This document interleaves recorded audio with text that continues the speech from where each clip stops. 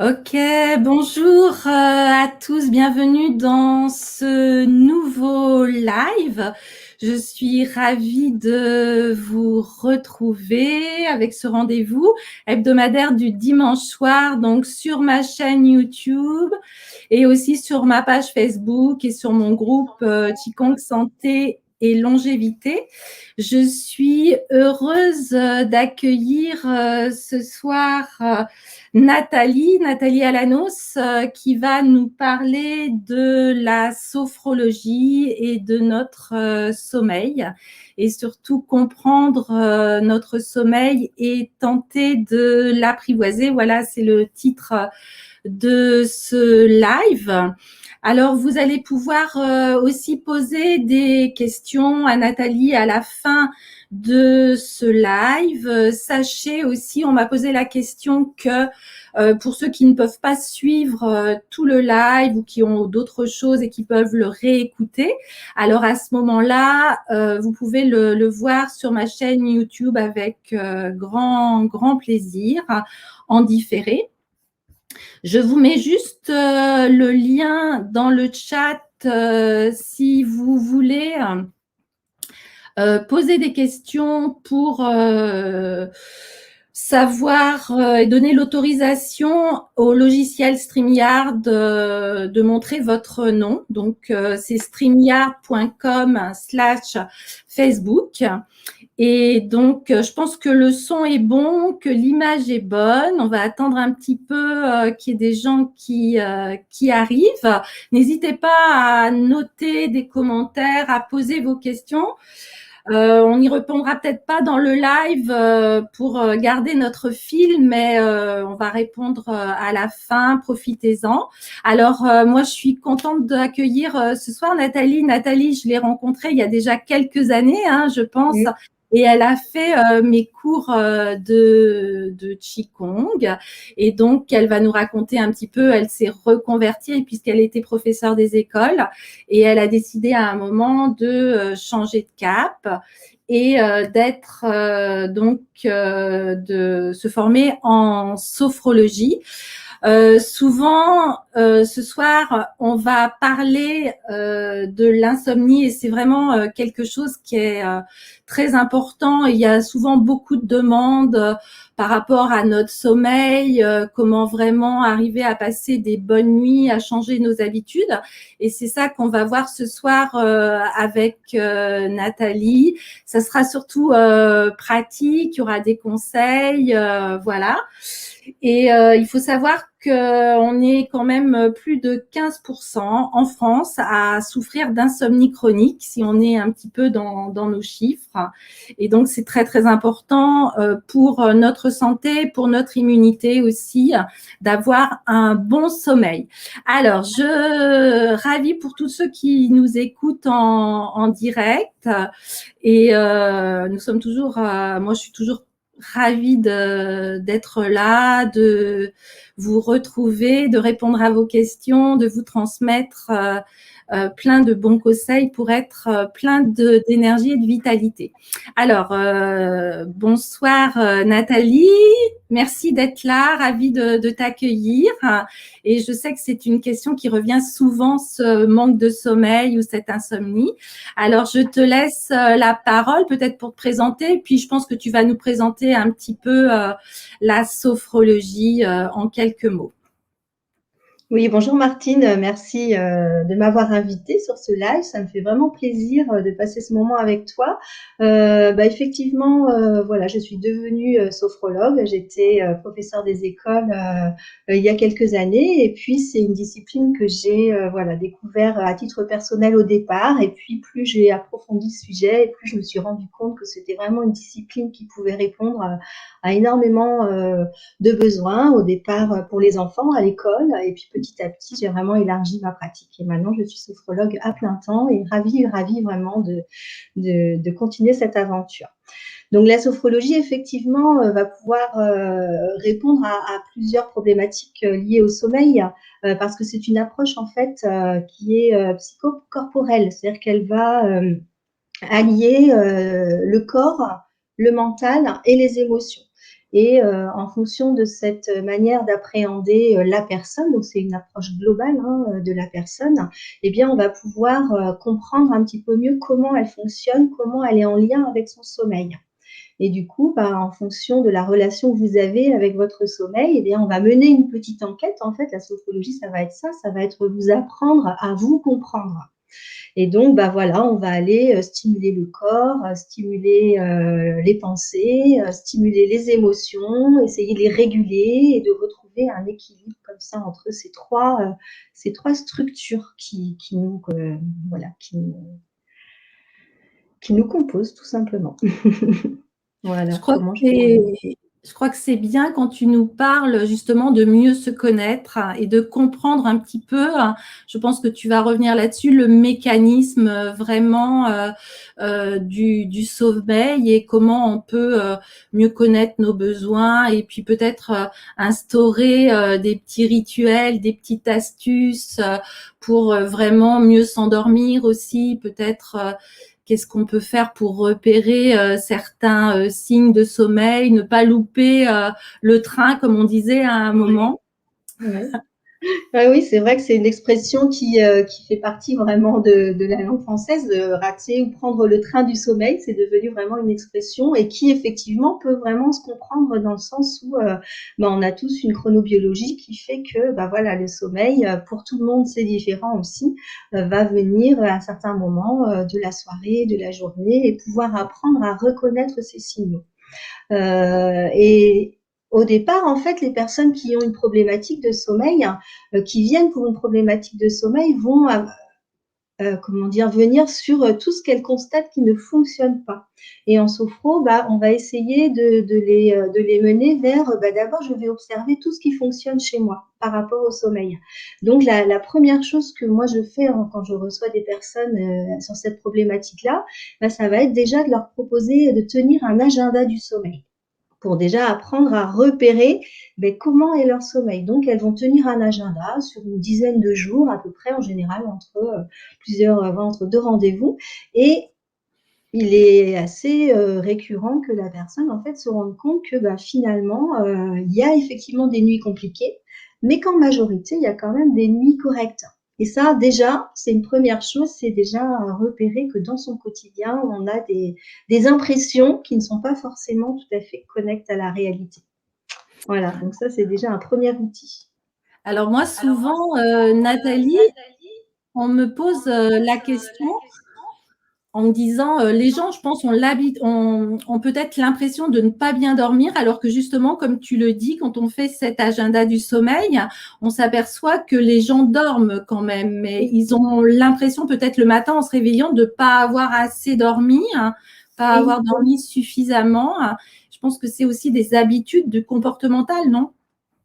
Alors, il y a des habitudes comportementales et vraiment des perceptions que l'on peut avoir sur son sommeil. Et tant qu'on n'a pas tenu cet agenda qui va nous donner finalement un profil, on va pouvoir repérer sur l'agenda de la semaine ou des 10 jours, et que par exemple, tous les jours à la même heure, on a des premiers signes de fatigue, notamment des bâillements, des clignements d'yeux et tout ça, et que finalement, en ressentant ces signes de fatigue, on va pas forcément aller se coucher tout de suite.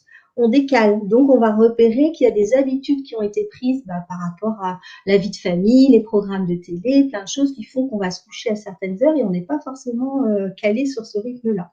Donc, l'agenda du sommeil va nous montrer ça, par exemple. Il peut aussi nous montrer des réveils nocturnes qui vont avoir lieu régulièrement à la même heure, tout le temps à 1h du matin, à 3h du matin, à 5h du matin, et repérer que c'est assez récurrent. Bien pareil, cet agenda va nous permettre de creuser un petit peu sur ces anomalies, voilà, plutôt que des problématiques réelles. D'accord. Ça, c'est très bien.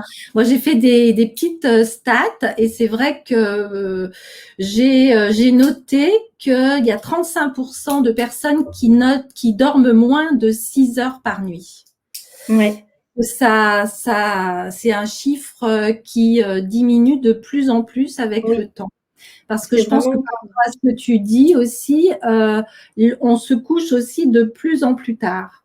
C'est-à-dire qu'en général, on se couche après 23 heures, ce qui fait que peut-être on décale aussi et on repère moins ces signes du sommeil. Oui, il y a vraiment une tendance effectivement à dormir de moins en moins et à décaler ces phases de sommeil. Et donc effectivement, bah, malgré tout, bah, la société fait que quand on travaille le matin, là par contre ça n'a pas décalé. Donc bah, plus on se couche tard le soir et au final on peut ressentir vraiment des signaux de manque de sommeil. Alors effectivement, bah, il y a les programmes de télévision hein, qui ont complètement changé. Hein. Le film le soir il commence beaucoup plus tard qu'avant. Il y a aussi bah, tout ce qui est écran, réseaux sociaux, où on est stimulé par les relations avec les autres. On a envie de se coucher le plus tard possible parce qu'on peut être en conversation avec quelqu'un, on peut être... et puis la curiosité de tout ce qu'il y a sur Internet qui nous mène vraiment vers une recherche et on peut passer une soirée sans s'en rendre compte sur les écrans.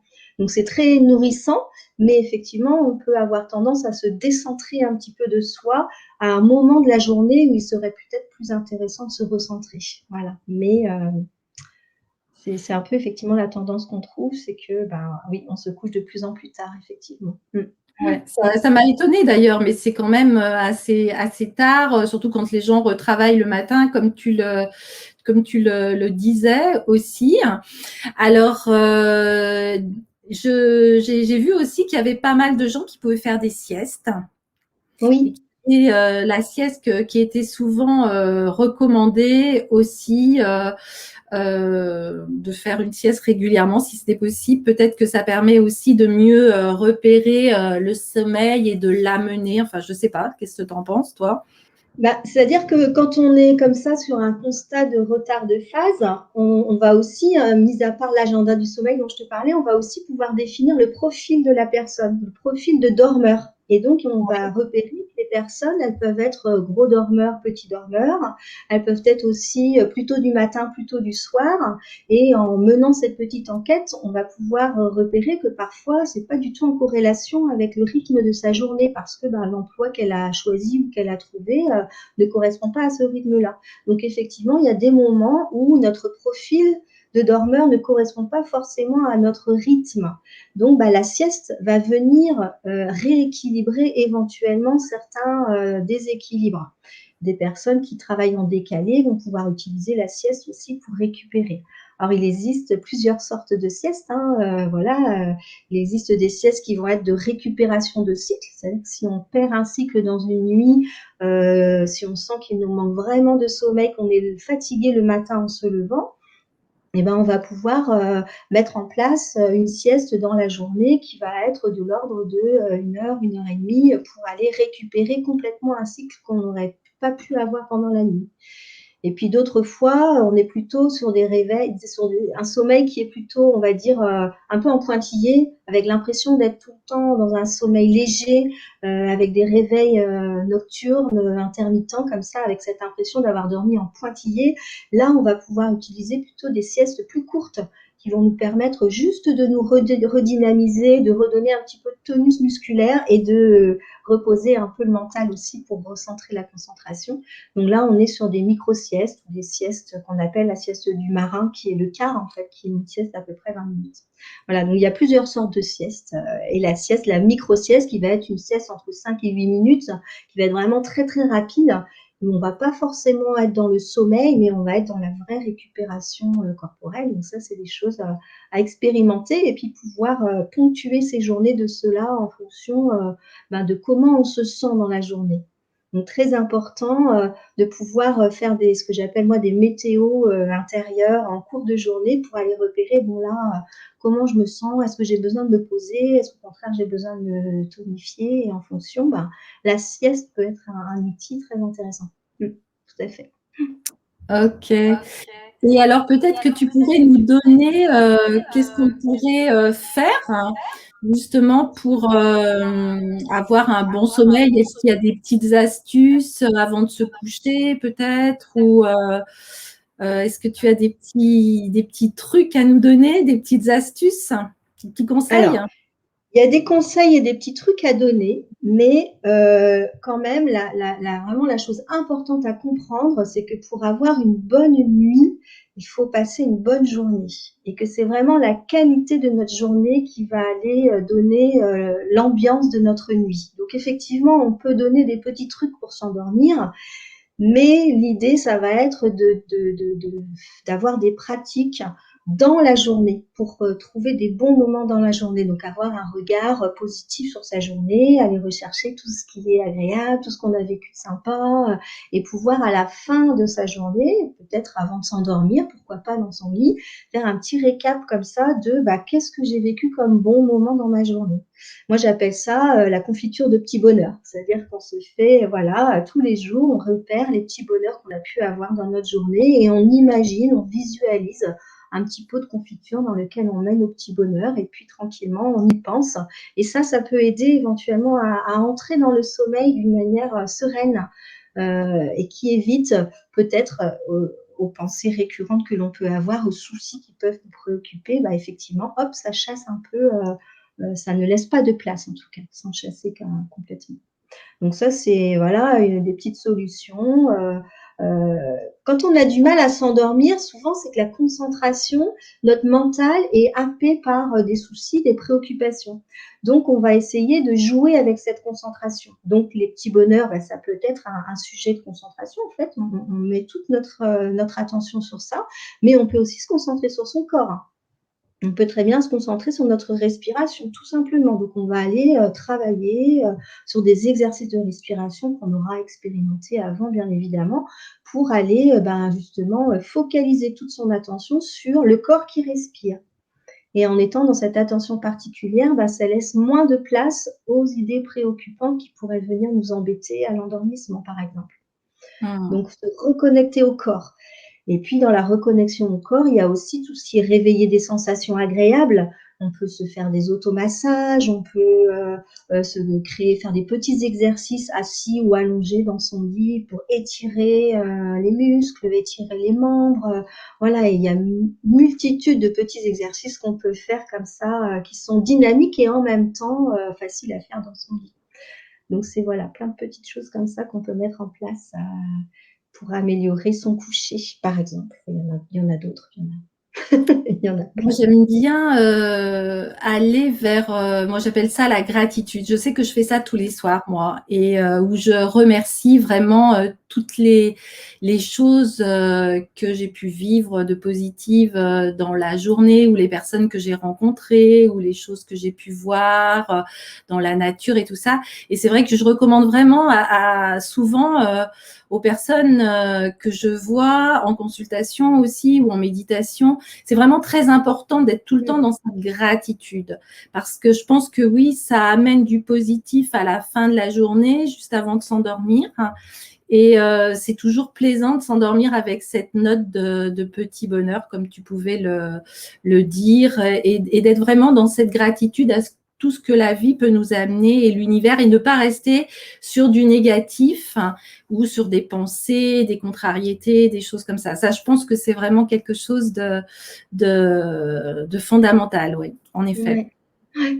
Et c'est vrai que le cerveau, il fait comme ça, hein, il a tendance à se laisser attirer par ce qui ne va pas, par ce qui manque, parce qu'il n'est pas bien, parce qu'il n'est pas bon. Et donc, pour pouvoir un petit peu changer ce regard sur notre quotidien, voilà, faire ce petit travail de gratitude, comme tu dis, ça me plaît bien. C'est vrai que c'est vraiment le mot qui convient. Et puis aussi, ça ne veut pas dire rejeter ni nier ces pensées désagréables, hein, mais ne pas leur laisser toute la place à ce moment-là, en tout cas. Donc, pouvoir leur dire gentiment, bon voilà, c'est pas le moment, je reviendrai vous voir plus tard, peut-être demain dans la journée. Et ce que je propose, moi, souvent aux personnes aussi, c'est de noter tout ce qui est lourd comme ça, qui est encombrant, et pouvoir les déposer dans un petit carnet qu'on peut avoir au pied de son lit, sur sa table de chevet, et on dépose ça le soir. Avec vraiment cette idée de je dépose ce qui est lourd pour moi. J'évacue un petit peu de cette manière-là, par l'écrit. Alors, ça peut être par l'art aussi. Il y a des personnes qui se surprennent à dessiner, à gratter un petit peu le papier d'une autre manière que par les mots. Et du coup, elles déposent leurs émotions dans leur carnet. Et ensuite, ça laisse un petit peu plus de place à tout ce dont on vient parler, justement, pour ne pas non plus se dire je mets un couvercle sur ce qui ne va pas. C'est pas du tout ça, en fait, hein. C'est juste décider que c'est pas le moment. Mettre un petit peu quand même dans la maîtrise du ok, j'ai des soucis, mais c'est pas ce soir que j'y pense, ce sera plutôt demain et je le dépose. Donc ça peut être aussi quelque chose de très intéressant. Ok, ça C'est vrai que le sommeil, c'est vraiment ce qui nous permet d'être en vitalité le matin quand on se réveille.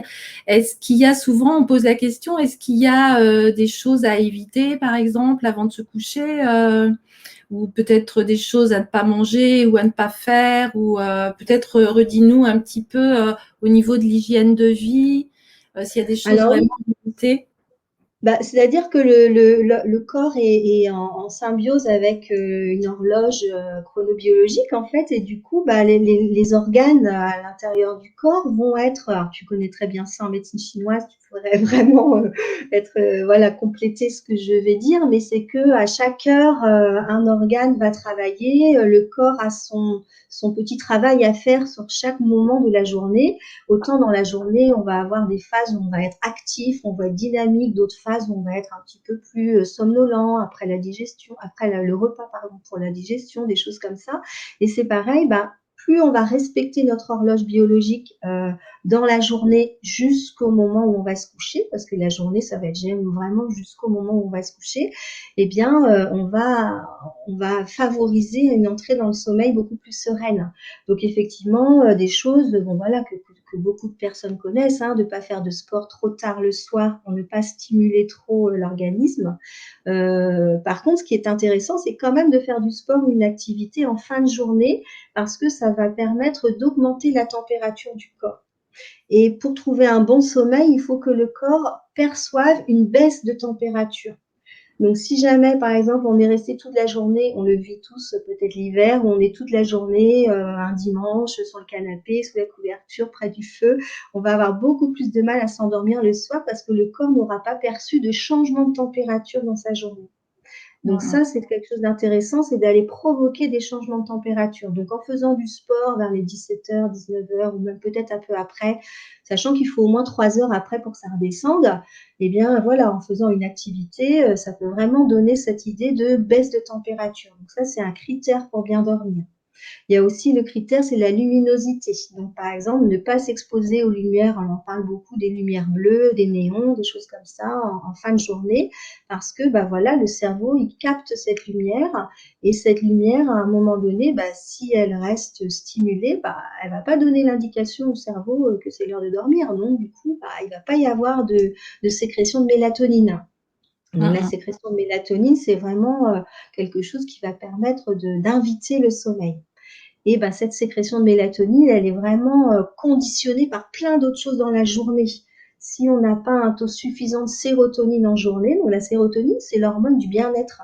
Donc, de tout ce qui va les petits bonheurs, hein, tout ce qui nous fait plaisir dans la journée, si on n'en prend pas conscience, ben, on va pas forcément sécréter suffisamment de sérotonine pour avoir un taux de mélatonine satisfaisant, par exemple. Donc voilà, il y a toutes ces choses-là qui sont très importantes. Et puis, on va aussi avoir l'aménagement de son environnement pour avoir une chambre où on a envie d'aller se coucher, où on est content d'aller dans ce lieu qui est réservé vraiment au sommeil. Si on a la télé le soir dans la chambre, c'est pas tout à fait un lieu réservé au sommeil. Donc du coup, bah, il n'y a pas de transition entre l'activité et le sommeil. Donc, il faut vraiment encadrer notre quotidien dans un rituel. Alors, on n'est pas non plus complètement voilà, hermétique au changement, mais vraiment donner des repères au corps, à l'organisme. Et on se conditionne en fait. Moi, les personnes qui viennent me voir en cabinet, elles arrivent, elles s'installent et elles baillent de suite. Elles sont juste conditionnées, c'est qu'elles savent qu'elles vont se détendre dans cet endroit. Et donc, la détente commence même avant qu'on ait fait quoi que ce soit. Et on peut très bien se conditionner de la même manière dans notre chambre.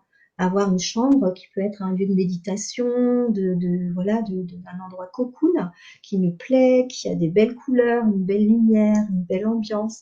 Et là, quand on va se coucher, on se remplit déjà de ça et ça prépare aussi au sommeil. Voilà, ça c'est des petites choses vraiment toutes bêtes, mais qu'on peut faire juste ne pas avoir plein de papiers sur le bureau dans la chambre ou plein de désordre. Voilà, des choses qui rendent la chambre agréable à vivre. C'est vraiment Mhm. important. Ouais.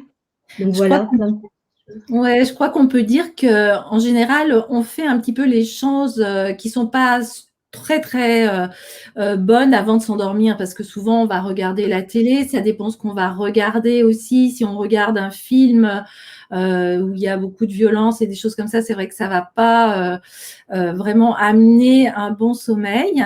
C'est vrai que souvent, il y a des gens qui lisent aussi et donc on va refaire travailler notre mental. C'est la même chose si on regarde malheureusement l'ordinateur ou nos messages ou nos téléphones portables.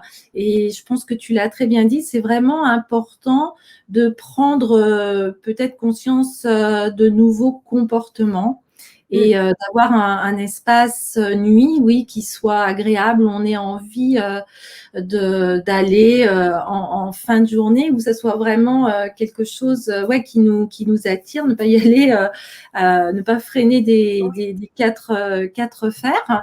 Moi je connais une personne et je pense que peut-être que dans les gens qui nous écoutent il y a des personnes qui vont se reconnaître où aller se coucher est une angoisse, c'est-à-dire qu'on recule le plus possible l'heure d'aller se coucher parce qu'on n'a pas envie, ou alors c'est ces personnes qui vont peut-être s'endormir sur le canapé ou qui n'ont pas envie d'aller se coucher pour X ou X raisons. Je pense qu'il y a des angoisses peut-être aussi ou des choses qu'on a mémorisées.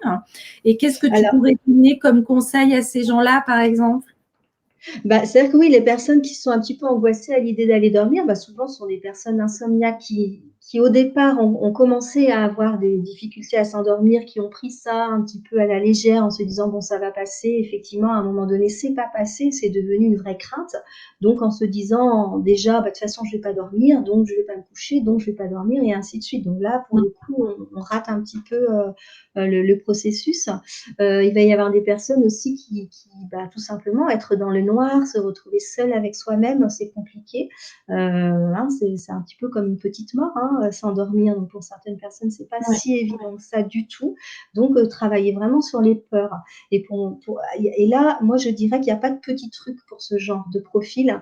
C'est vraiment travailler, avoir un travail de fond sur la gestion des émotions, sur son rapport avec soi-même. Et c'est pour ça que tout à l'heure, je parlais d'une enquête, en fait, c'est que c'est vraiment ça. À un moment donné, on va se rendre compte que la difficulté de sommeil est quand même un signe que c'est bien plus profond que ça et que c'est pas le sommeil qu'il faut aller régler. C'est voilà, aller fouiller un petit peu dans comment je vis ma vie, comment je suis avec moi, quelles sont mes problématiques du moment. Et parfois, en allant travailler sur les problématiques du moment, eh bien, bizarrement, la nuit va se passer beaucoup mieux. Donc moi, pour les personnes qui ont des angoisses comme ça, c'est vraiment plutôt faire un travail de fond sur qu'est-ce qui se passe, qu'est-ce qu'il y a derrière. Parce que chaque émotion a vraiment un signal, une symbolique, une raison d'être. Et il faut l'écouter en fait. S'il y a une émotion comme la peur ou l'angoisse, pour moi en tout cas, je pense qu'il faut vraiment travailler dessus et l'affronter et accepter que ce soit là pour que le sommeil de lui-même après se réglera. C'est ma façon d'aborder en tout cas ces problématiques-là.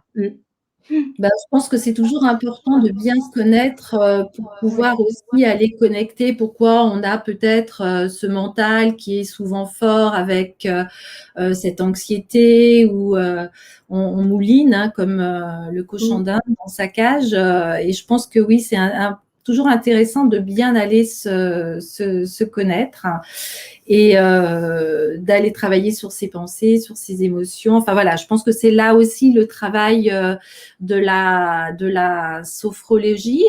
Peut-être juste si par exemple des gens qui nous écoutent ont envie d'aller vers cette technique de sophrologie, combien de séances il faut en général pour aller mieux se connaître, pour prendre des nouveaux comportements, peut-être apprendre à respirer. Qu'est-ce que tu préconises, toi? Alors moi, je propose des accompagnements qui sont à peu près sur 6 séances pour aborder cette problématique du sommeil. Mais sachant que certaines personnes, au bout de 3 séances, déjà, elles vont tout comprendre et tout va bouger et en 3 séances, ce sera OK.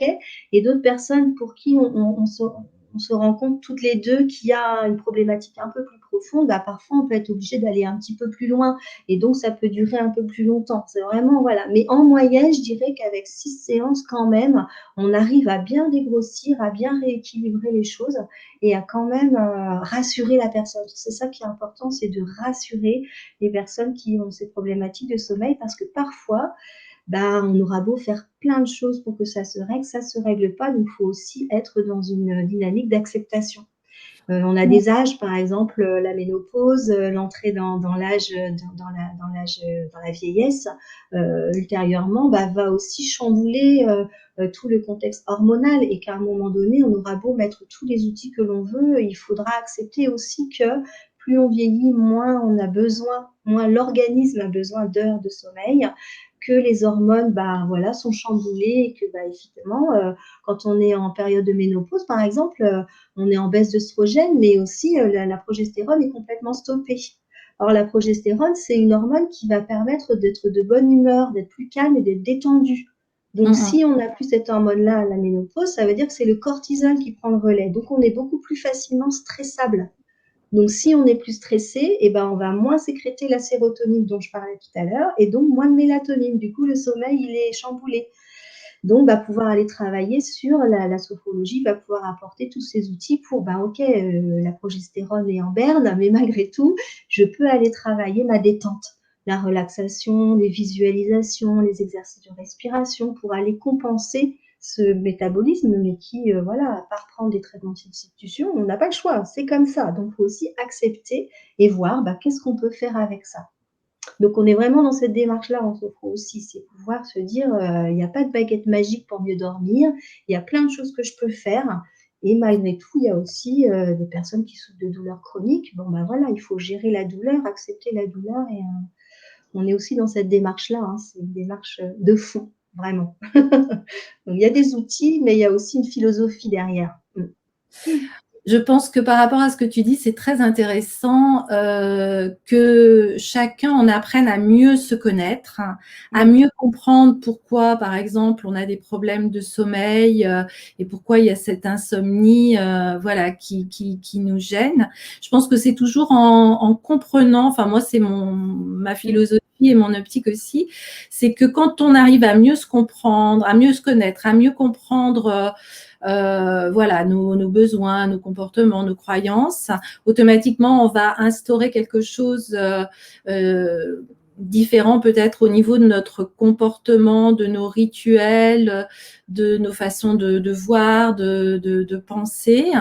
Et donc, on va à ce moment-là mieux maîtriser aussi, avoir des outils, des choses qu'on peut se servir, comme tu l'as dit, la respiration ou la méditation ou la visualisation ou plein d'autres petits trucs. Et je pense que c'est vraiment ça pour les gens qui nous écoutent qui est important, c'est que quoi qu'il en soit, à partir du moment où on peut accueillir aussi cette insomnie, eh ben, on arrivera à mieux aussi l'apprivoiser, à la repérer et peut-être à la surmonter et à aussi avoir un sommeil un peu plus bénéfique et de meilleure qualité. N'hésitez pas si vous avez des questions puisque Nathalie est là pour vous répondre. Il y a Isa qui nous a noté qu'elle vient d'être opérée et qu'elle a peur des fois de ne pas se réveiller. Donc, je pense que c'est vrai que si on a eu une anesthésie générale ou aussi là peut-être une peur, je ne sais pas ce que tu en penses. Et elle dit aussi que comme elle a une garde alternée, quand elle va se coucher, ben, elle ne sait pas si ses enfants sont là ou pas là. Et donc, je pense que ça doit générer aussi des angoisses ou un manque. Donc, oui, tout à fait. Et c'est vrai que quand on est, on rentre aussi dans l'ordre du conditionnement, c'est-à-dire qu'on a vécu une expérience particulièrement désagréable. Eh bien, le corps, à partir du moment où cette expérience a été vécue une fois, deux fois, et ben à chaque fois qu'il va revivre quelque chose qui ressemble de près ou de loin à cette expérience, il va remettre en place la même dynamique et la même réaction. Donc l'idée, ça va être de se déconditionner de ce comportement. Donc en sophro, on va aller visiter et expliquer au corps en fait qu'il n'y a pas de risque à s'endormir. Donc on a des techniques qui vont aller vers des expériences de je me souviens d'une nuit où j'ai très très bien dormi et d'un matin où je me suis réveillée vraiment en pleine forme, voilà. Et on va aller chercher les expériences positives qui vont permettre de rééquilibrer la balance parce que les expériences désagréables pèsent souvent un peu plus lourdes que les expériences agréables. Donc l'idée, ça va être d'aller rechercher dans l'histoire d'Isa là, tout ce qui pourrait être tous les moments où elle a pu s'endormir sereinement. Et on va du coup aller remettre ça un petit peu sur le dessus du panier. L'idée, c'est vraiment ça, c'est d'aller se servir de son expérience antérieure pour modifier un petit peu le présent. Ok, très bien. Est-ce que tu veux rajouter quelque chose, toi, Nathalie? Je ne sais pas si tu avais prévu d'autres choses à évoquer.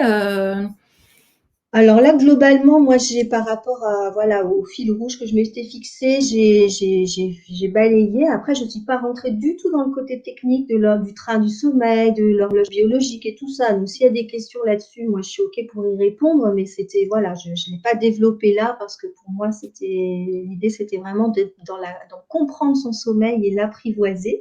Voilà, donc ça, c'est des choses qu'on aurait pu aborder s'il y a des questions à ce sujet.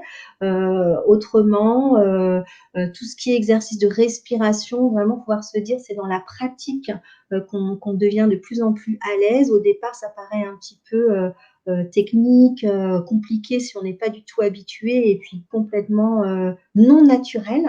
Et finalement, vraiment, c'est dans l'expérience, on gardait aussi cette idée de découvrir, d'être dans l'envie d'apprendre et puis de devenir acteur. Et en étant acteur, on s'investit et quand on s'investit, on s'approprie des outils qui au départ paraissent un petit peu comme ça techniques, mais finalement font partie après de votre quotidien et c'est juste magique de savoir les utiliser comme ça. Voilà, donc c'est vraiment quelque chose que je voulais apporter. En plus, c'est vraiment cette idée de se faire confiance et de rester dans la persévérance aussi parce qu'il n'y a pas de baguette magique. Il faut vraiment voilà, accepter le temps pour acquérir tout ça. Je pense que ce qui est important aussi, c'est que quand on souffre d'insomnie, souvent c'est déjà installé depuis un certain temps. Ça peut être suite à un mécanisme peut-être récent, mais souvent, on ne sait pas quoi faire ou on va prendre certaines plantes, voire certains médicaments.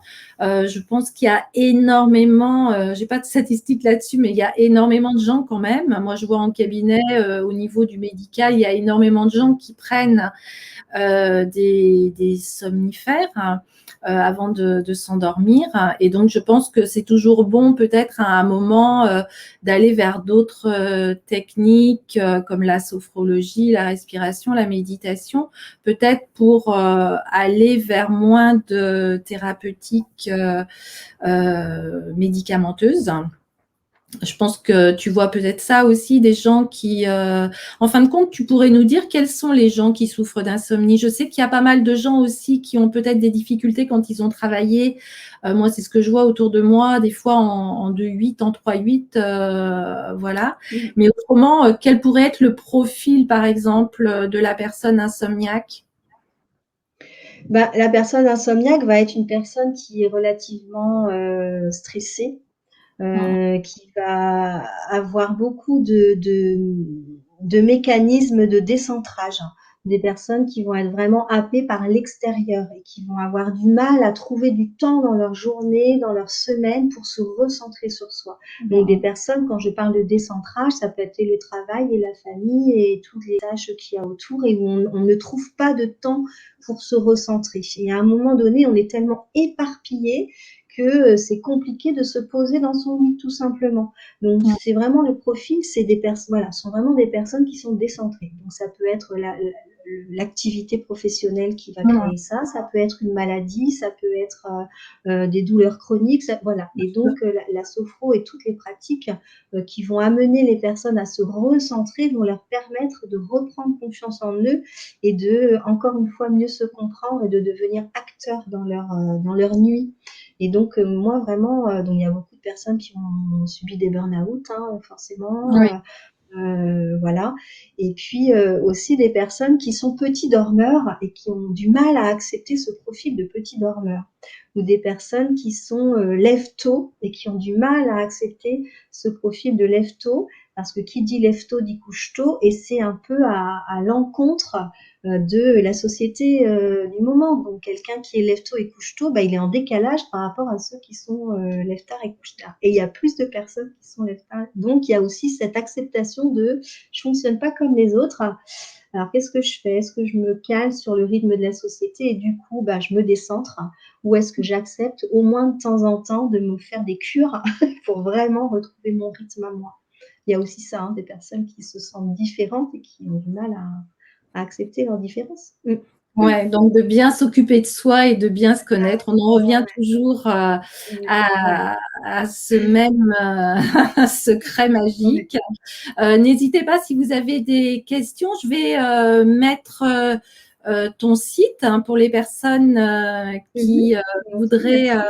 aller voir et en savoir un peu plus sur toi. Je pense que tu peux dire que tu as un cabinet sur Moëlan-sur-Mer, donc on est dans le Finistère, nous en Bretagne.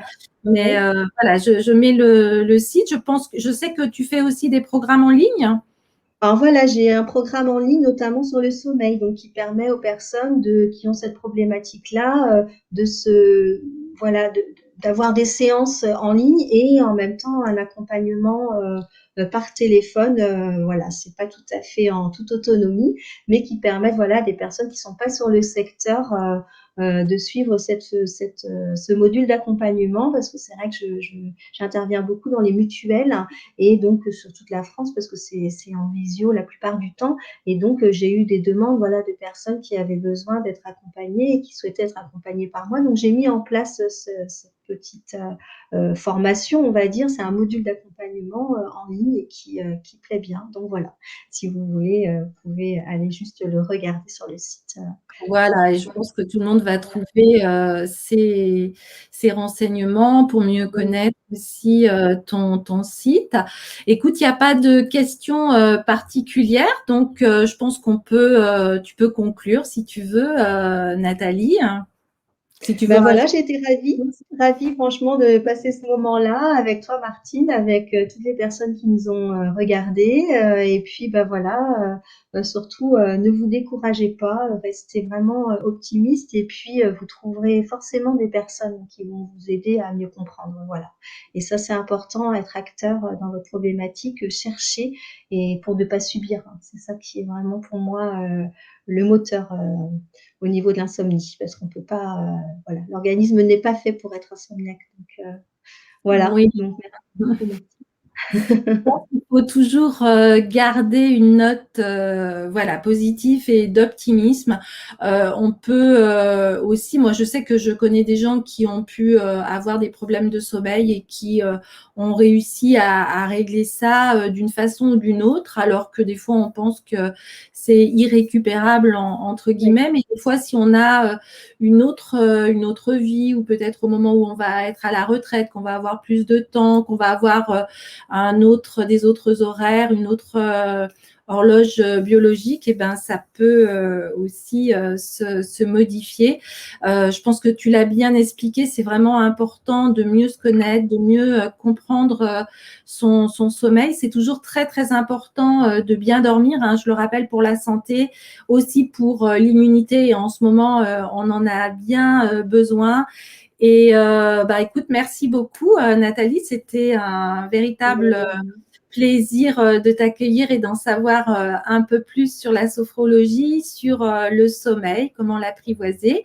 N'hésitez pas, vous pouvez, pour les personnes qui vont voir en replay, vous pouvez mettre des commentaires, vous pouvez liker évidemment la vidéo, la partager si vous pensez qu'elle peut servir à des personnes qui vous sont proches. Et puis, ben moi, je vous dis à très, très bientôt. Portez-vous bien, prenez bien soin de vous et de toute votre famille. Et puis, de tout cœur, merci Nathalie, plein de bonnes choses. Et merci puis, à toi, la famille aussi. Martine. Voilà, des gros bisous à tous. Et puis, voilà, bon sommeil et voilà, prenez bien soin de vous surtout. Voilà, à bientôt. Bye bye. Merci, bonne soirée. Au revoir. Salut Nathalie.